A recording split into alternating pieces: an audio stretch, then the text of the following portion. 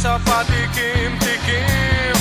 Pinilit kong gustuhin, bisyo'y nagsimulang lumalim. Kaya ngayon ang hirap tanggalin.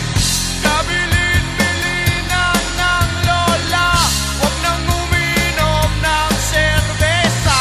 Ito hindi inuming pang bata, mag-soft drinks ka na lang muna. Pero ngayon ako'y matanda na, lola pahingi ng pangtoma. Ayan na nga, tumataas na ang amats ko, kasi laklak maghapon magdamag.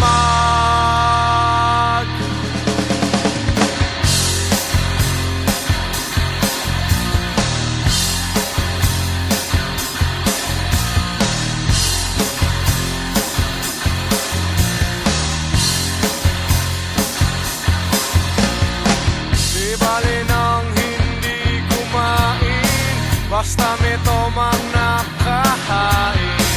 Ang sabi ng lasenggo sa